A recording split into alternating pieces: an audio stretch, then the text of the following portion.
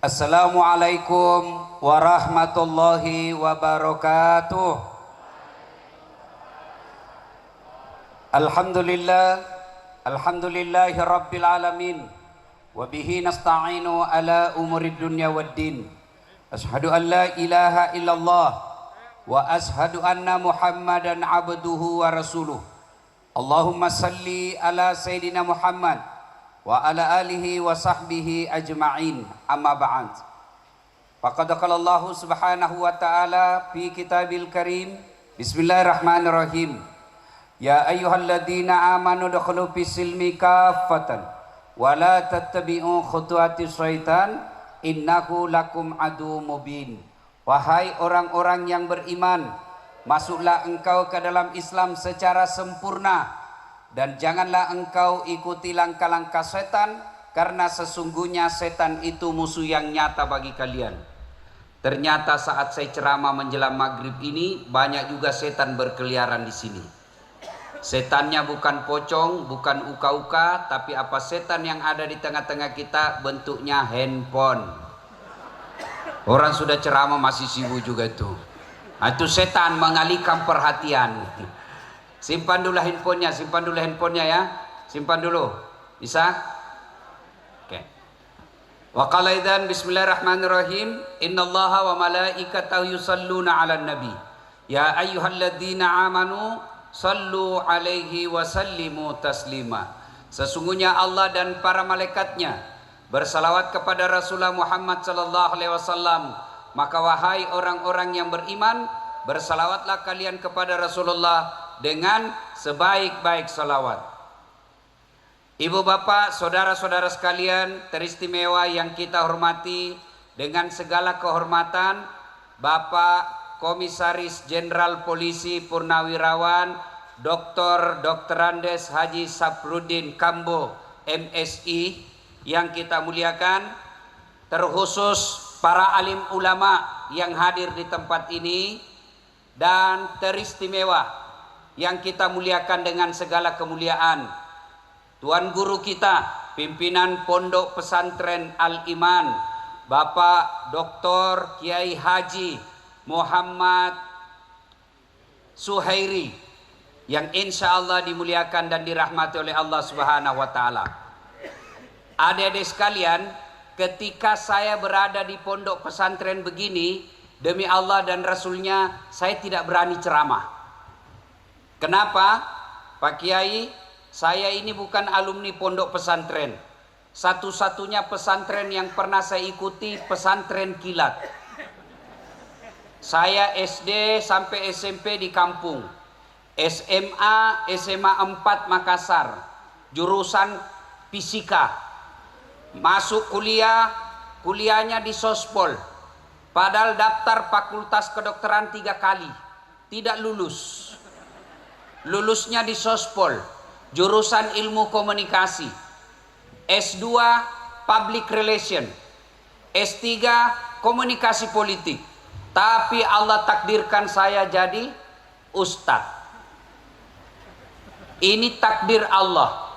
Dulu tamat SMA daftar akabri, karena ceper tidak lulus. Teman saya lulus, sekarang dia sudah 2 bunga. AKBP, Ajun Komisaris Polisi. Dia reserse, pakai baret merah. Saya lulus jadi ustadz pakai baret putih.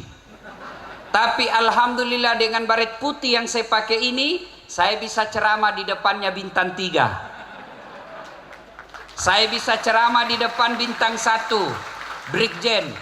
Dek, tahu Brigjen? 1 bintang. Polisi. Tahu Komisaris Jenderal Polisi? 3 bintang. Saya ceramah di depan beliau. Bahkan hari ini saya ceramah di depan para adik-adik santri yang dulu waktu saya tamat SMP menangis dan memberontak saya kepada bapak saya karena saya mau sekolah pesantren, tapi bapak saya tidak bisa ongkosi. Akhirnya saya sekolah SMP, SMA. Alhamdulillah. Tapi semangat saya mau belajar agama, alhamdulillah lagi sekarang dari semua ustadz-ustadz yang viral, Dasat Latif paling banyak viewersnya sekarang. Ya, coba sebut ustadz kondang, semua dari Timur Tengah, semua dari Gontor. Dasat Latif dari Fisika SMA. Tapi alhamdulillah dengan izin Allah, sekarang penonton saya di YouTube lebih 220 juta. Alhamdulillah. Dulu waktu saya sekolah di kampung SMP, kalau lihat pesawat, saya kejar itu pesawat. Bahasa Bugisnya, kapal lalutu, pesawat, lihat kok pesawat. Dalam hati saya, bisa aja kah saya nanti naik pesawat? Waktu itu di kampung, saya bisa gitu nanti saya naik pesawat. Alhamdulillah sekarang capek saya naik pesawat. Alhamdulillah. Dulu kalau lihat ulama, Masya Allah, enak betul jadi ulama. Datang disambut dengan punya kemuliaan. Air minumnya kita perebutkan, tangannya semua kita cium, kemudian kepala kita sodorkan. Tapi Pak Kiai usap kepala saya. Waktu itu saya kecil. Alhamdulillah sekarang sudah jadi ustadz.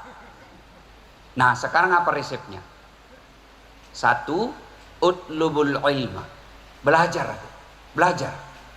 Boleh saja orang tua kita miskin, takdir. Apa boleh buat? Ibu bapak kita miskin, tapi jangan putus asa. Saya ingat pesan saya bapak saya dulu. Dia bilang bahasa Bugis, ambokmu kasiasi, indokmu kasiasi, tapi punggala tala sogi. Bahasa Bugis, bahasa Indonesianya. Nak, bapakmu miskin, ibumu miskin, tapi bapak Allah Tuhanmu yang maha kaya. Belajar kok nak, sekolah kok. Maka saya waktu sekolah, saya cuma minta sama bapak saya beras. Nggak usah pikir yang lain Pak, saya punya urusan di Makassar. Beras saja saya minta. Alhamdulillah.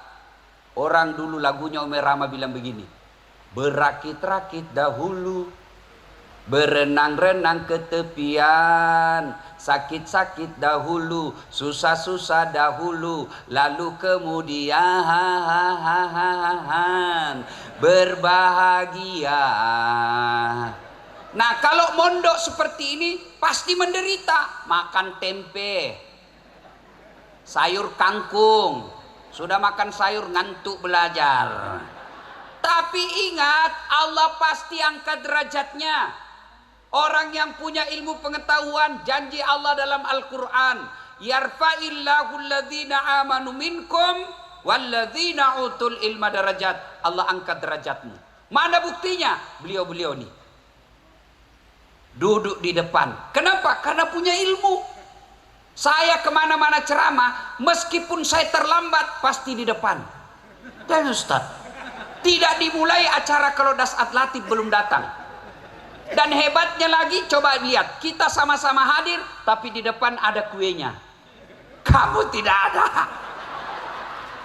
Iya toh, Allah itu baru di dunia, sudah Allah nampakkan perbedaannya.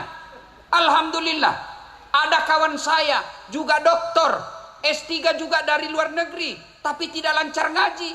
Allah derajatkan dia karena dia tidak baik ilmu agamanya, di belakang dia duduk. Padahal dia doktor. Tapi kenapa dia di belakang? Karena takut disuruh imam. Maka Allah katakan iman ilmu. Kalau mau diangkat derajatnya harus sejajar ini. Tidak boleh ketinggalan iman, tidak boleh ketinggalan ilmu umum. Maka sejajar iman ilmu, maka di pesantrenlah tempatnya. Tapi alhamdulillah ya adik-adik sekalian, meskipun ilmu matematika tinggi, hafal hadis ribuan, ayatnya satu Quran dia hafal, tapi tidak punya adab, kalian nilainya di hadapan Allah nol. Maka puncak dari semua ilmu itu adab. Disinilah pesantren diajarkan. Sekolah umum kadangkala tinggi sekolahnya, tinggi pangkatnya, banyak hafalannya, tapi kalau tidak punya adab, tidak ada gunanya. Coba lihat kalau di pesantren, lewat depan guru kan gini. Kalau sekolah umum, lewat gurunya. Tidak ada gunanya itu, tidak ada gunanya. Maka adik-adik sekalian, ketika kalian keluar dari pondok ini, tetap pelihara adab. Ini yang banyak sekarang ditinggalkan anak-anak belajar agama. Hafal Quran, hafal hadis, tapi belajarnya di YouTube. Akhirnya apa? Oh hebat ceramah tapi tidak ada adab. Mana bukti? Contoh yang paling saya jengkel. Karena itu ada yang mengajarkan tidak boleh doa bersama selesai sholat. Tidak ada zikir berjamaah selesai sholat. Karena tidak ada pada zaman Nabi. Akhirnya apa? Assalamualaikum warahmatullahi. Assalamualaikum warahmatullahi. Langsung dia duduk di depan. Duduk di depan itu. Karena dia anggap orang doa bersama itu orang yang sesat. Akhirnya dia tinggalkan. Assalamualaikum. Itu adab masalah. Saya kalau dapat langsung saya pukul pantatnya. Kalau kau tidak mau doa bersama di belakang kau duduk. Kau tidak langkah-langkai gurumu. Itu adab. Adab yang paling penting adik-adik sekalian ini adab. Ilmu yang paling tinggi itu adab. Maka Rasulullah pernah ditanya, ya Rasulullah, untuk apa kau diutus ke muka bumi ini? Liutammimal makarimal akhlak, memperbaiki akhlak manusia. Kalau kalian cerdas tidak punya adab, kau tidak kalah cerdas komputer. Kalau hanya cerdas tidak punya adab, tidak kau kalah Google. Coba Google, semua ilmu dia tahu. Coba ketik saja Dasat Latif, langsung muncul data-datanya. Saprudin Kambo, langsung muncul biodatanya. Tapi kau coba ditanya siapa Dasat Latif? Lebih cerdas itu YouTube dari kita. Tapi apa bedanya kalau anak pondok? Dia punya adab, tata krama, sopan santun. Ini yang harus kita pelihara. Maka besok kalian jadi ustadz, kalian jadi mubalik, jadi ustazah, insya Allah. Ketika kalian berbeda pendapat, hargai pendapatnya orang. Meskipun kamu yakin pendapatnya itu sesat, tidak usah kau maki-maki karena kesesatannya kau tidak tanggung. Saya sering dibully Pak Kiai. Saya sering dibully di Facebook. Apa ini Ustadz As'ad? Ustadz tidak sunnah. Saya bilang, kenapa kau bilang saya tidak sunnah? Buktinya kau tidak pelihara jenggot. Ya mau dia apa kalau tidak mau tumbuh? Gara-gara jenggot dia marah-marah sama saya, iya kan? Kan macam-macam orang. Adik-adik sekalian, takbir aja kan meletakkan posisi tangan kan beda-beda. Menurut Imam Mazhab, Allahu Akbar, ada yang begini. Allahu Akbar, ada yang begini. Allahu Akbar, ada yang begini. Bahkan ada yang begini, Allahu Akbar. Ada yang begini. Coba ke tanah suci. Ada juga yang Allah khusus ke terserah, ndak usah kau maki. Ada juga takbir kayak ndak makan 2 hari. Ada juga begitu. Tapi sudahlah, hargai pendapatnya orang. Barangkali ada juga kitab yang dibaca. Iya toh? Ada juga yang terlalu semangat. Sudah, ndak usah kau maki-maki dia, hargai pendapatnya. Barangkali ada kitab yang dia baca kita tidak tahu. Kalau penasaran begitu saya datangi, saya tanya. Karena saya pernah lihat ada orang takbir begini takbirnya deh. Allah. Kayak bikin kacamata. Saya penasaran apa maksudnya ini. Saya pergi tanya, Pak apa itu seperti kacamata? Dia bilang, ini nak saya tulis Allah. Oh iya, oh Allah kan? Oh iya. Kalau saya bilang, di mana bacanya? Dia bilang, nenekku ajar. Saya bilang, nenekmu Nabi. Bisa juga saya artikan apa? Allahu Akbar 30. Iya kan? Nah kalian besok-besok jadi dai, jadi mubalik, jadi ustazah. Jadilah ustazah yang rahmatan lil alamin. Khas Islam, orang katakan yang Islam yang garis tengah, wasati. Ya, jangan menjadi ustadz yang menakut-nakutkan. Cerikit-cerikit neraka aja dibahas. Kau dibanting, dilipat, ditusuk pantatmu, digunting lehermu. Apa dia bilang anak muda? Nggak usah pi masjid bikin takut-takut. Ya kan? 1. Tuntut ilmu pengetahuan. Maka dia belajar dan belajar. Allah janjikan, saya angkat derajatmu kalau kau punya ilmu. Itu janji Allah. Yang kedua, kalau kalian mau sukses, birrul walidain. Berbuat baiklah kepada kedua orang tuanya. Adik-adik sekalian, cerita bohong kalau bisa sukses tanpa restu dan ridha dari orang tua. Maka saya yakin hampir di atas 50% yang masuk di pondok ini karena ingin membahagiakan orang tuanya. Iya kan? Iya dek. Umumnya kita masuk pondok karena ingin membahagiakan orang tua. Tadinya dia mau sekolah. Oke, sudah masuk waktu. Oh ya sedikit ya. Nah karena sudah masuk waktu, insya Allah.